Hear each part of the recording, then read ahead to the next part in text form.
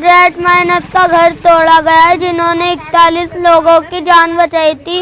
आज उन्हीं का घर तोड़ा गया। क्या इबादत करेंगे हम लोग जब हम यहाँ नाली के ऊपर पड़े हुए हैं। तिवारी जी आए थे ना, तो हमें लगा था कि हाँ ये सरकार हमारे लिए कुछ करेगी, मगर ये सरकार कुछ भी नहीं करती और ना करेगी। तो मोदी जी का साथ सबका विकास नहीं, सबका सर्वनाश है। हमने कभी ऐसा सोचा भी, इमेजिन भी नहीं किया था कि कभी ऐसा भी वक्त आएगा कि किसी के यहाँ से खाना आएगा और हम तब खाना खाएंगे। जब हम स्कूल थे, मेरे बहन भाई घर में अकेले थे, डीटीए वाले आए, बहुत बदतमीजी से गेट तोड़ा और मेरे बहन भाइयों को पीट के लेके गए थाने में, बंद किया। मामला नहीं टलने दूंगी।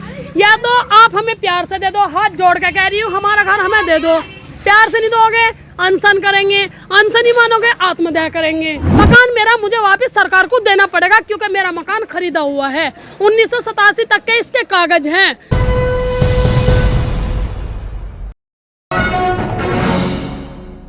दिल्ली के खजूरी खास इलाके में मैं वकील हसन के घर पर मौजूद हूँ, उसी जगह पर जहाँ पर उसके मकान को डीडीए ने तोड़ दिया। असली हीरो कहा जाने वाला रेड माइनर्स की टीम का लीडर वकील हसन इस वक्त पिछले महीने से आज तकरीबन 21 से 22 रोज़ होने जा रहे हैं, वो घर के बाहर फुटपाथ पर अपनी ज़िंदगी जीने के लिए मजबूर है। रमज़ान का मुबारक महीना चल रहा है और रमज़ान का पहला अशरा किस तरीके से ये लोग गुजार रहे हैं और क्या इनकी उम्मीदें अभी सरकार से हैं या क्या इनको आश्वासन सरकार की तरफ से दिया जा रहा है। तमाम जो लीडरान हैं यहाँ पर पहुँचे, जैसे बीजेपी सांसद मनोज तिवारी यहाँ पर पहुँचे थे, उन्होंने इनको आश्वासन भी दिया। क्या आश्वासन दिए, क्या इनके साथ में हालात बने हुए हैं, मैं खुद ही यहाँ पर इनसे जानने की भी कोशिश करूँगा और आप तक इनके जो परेशानियाँ हैं वो भी पहुँचाने की कोशिश करूँगा। जब से हमारा मकान टूटा है हम यहीं पर बैठे हैं। 28 फरवरी को हमारा मकान तोड़ा था और तोड़ने के बाद में हम यहीं पर बैठे हैं। 5 दिन बाद तिवारी जी यहाँ पर आए थे और वो हमें आश्वासन दे के गए थे 2 से 4 दिन का, यानी कि 24 घंटे से 48 घंटे तक का, कि भाई 24 से 48 घंटे के अंदर तुम अपने मकान में होंगे। तो क्योंकि हमने उनके सामने ये बात रखी थी कि सर अब रमज़ान आ रहे हैं और हम चाहते हैं कि रोज़े से पहले पहले हम लोगों का ये बसेरा सही हो जाए। वो कहने लगे आप फिक्र मत करो और 24 से 48 घंटे का समय दो, बस इससे ज़्यादा नहीं। हम इतना खुश थे कि रमज़ान हमारे शायद अंदर ही जाए, जैसे भी है अपने ही घर में शुरू हो जाएंगे। हमारे रमज़ान शुरू हो गए हैं, आज 7-8 रमज़ान हो गए हैं ना, तो पहला आसरा चल रहा है। हाँ जी, माशाल्लाह से। मगर हम सिर्फ रोज़े रख रहे हैं और पता है जो बिना रोज़े, बिना नमाज और बिना कुरान के रोज़े होते हैं ना, उसे फाका बोला जाता है। जैसा आदमी बिना खाए जीता है ना, ऐसे बिना नमाज और बिना कुरान के रोज़ा होता है ना, तो हम इबादत कर सकते। ये पूरा महीना इंसान 11 महीने ज़िंदगी अपनी मर्ज़ी से जीता है। अल्लाह ताला ने एक महीना ऐसा दिया है जो अल्लाह की मर्ज़ी से जीने का होता है, इबादत का महीना। क्या इबादत करेंगे हम लोग जब हम यहाँ नाली के ऊपर पड़े हुए हैं। ये देखो इतना गंदा यहाँ हो रहा है, नाली का पानी यहाँ भरा हुआ। अभी 4 दिन पहले की बात है, यहाँ से मैंने कम से कम 2 ठेले कीचड़ मैंने निकाला है खुद अपने हाथों से। और पता है मैं कौन हूँ? मैं उस शख्स की बीवी हूँ जिस शख्स ने 41 बंदों को निकाला था उत्तरकाशी से, जो कल तक इस देश का हीरो था। वकील हसन की बीवी हूँ मैं, और आज मेरी ये ज़िंदगी है। कल तक हमें लग रहा था मैं हीरो की बीवी हूँ, तो हमारे दिन सुधर गए, हमारे दिन सुधर गए। हमारे दिन तो इतने बुरे आ गए कि बद से बदतर हो गए, कंजरों वाली ज़िंदगी जी रहे हैं हम।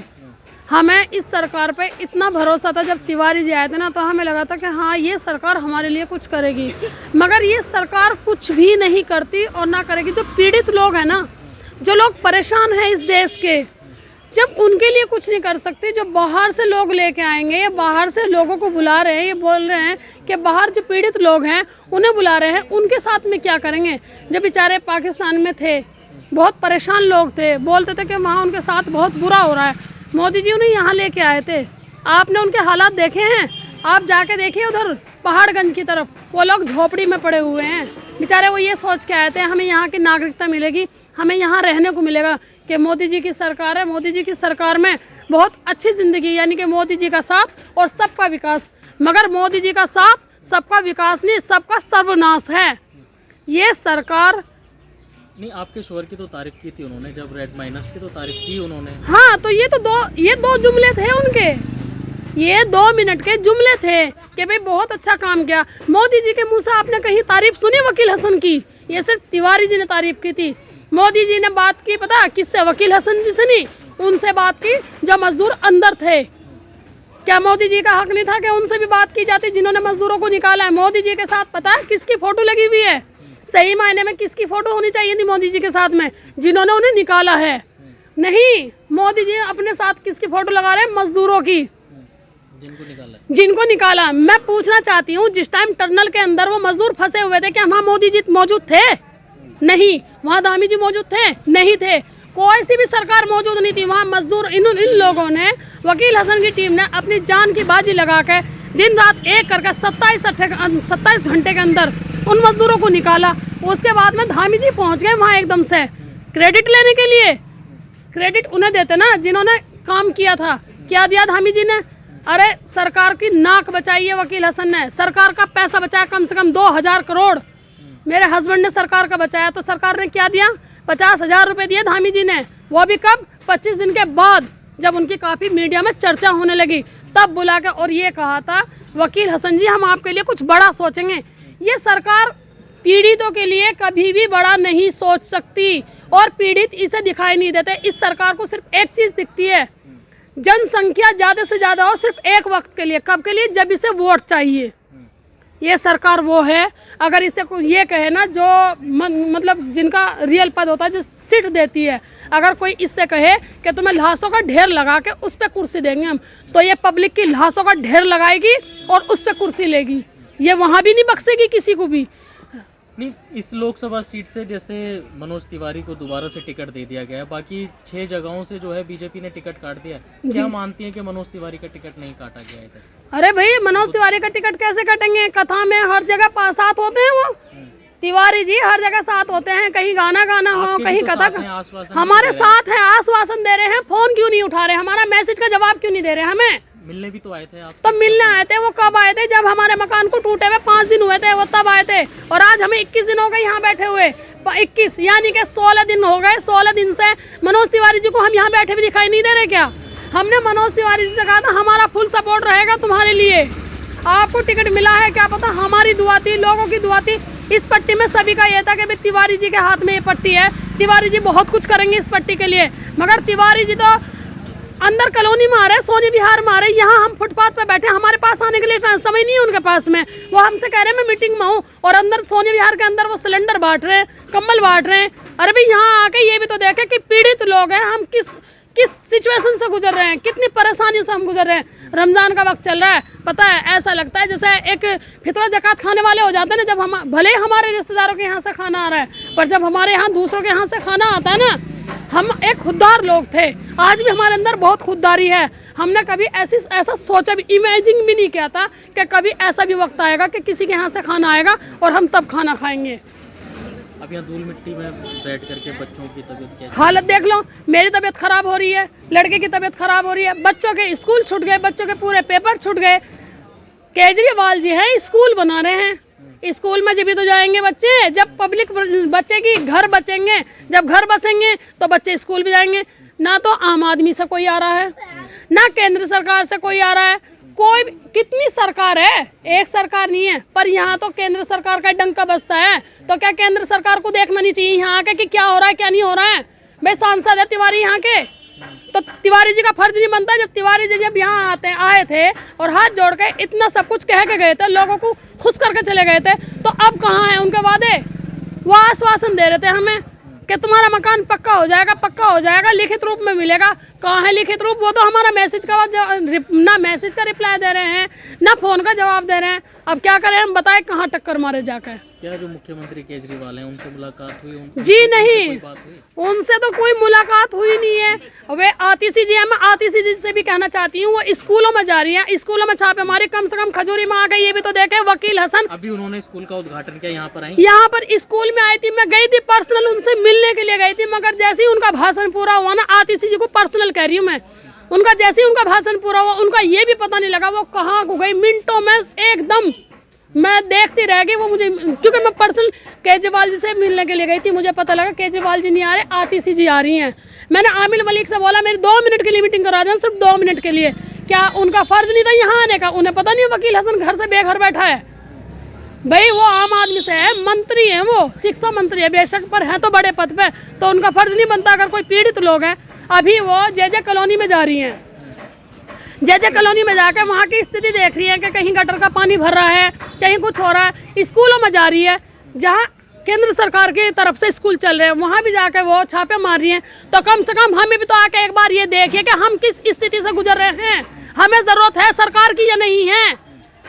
उन्होंने भी तारीफ की थी ना जब टनल से निकाला था मुझे। बस जब भी तारीफ तो सभी ने की। केजरीवाल जी ने बुलाया था, गए, उनसे मुलाकात नहीं हुई। पांडे जी से मुलाकात हुई थी, केजरीवाल जी से अब तक ना। तो केजरीवाल जी जब आए जब मेरे हस्बैंड उत्तरकाशी से आए थे, ठीक है, और ना केजरीवाल जी तब आए जब मेरा घर टूटा।